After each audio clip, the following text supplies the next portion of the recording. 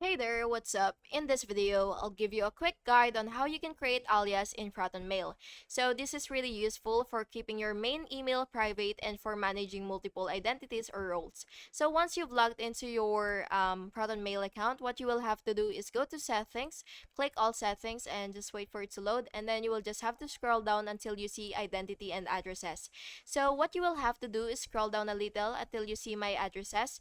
So what you will have to do is you will click get more addresses. But you do have to make sure that you have Mail Plus so that you will be able to actually access this feature or create an address. So once you already have your Mail Plus, you will just have to click add alias or add address, and then you will just have to choose your alias name and then your domain and enter the name that you want for your alias, of course.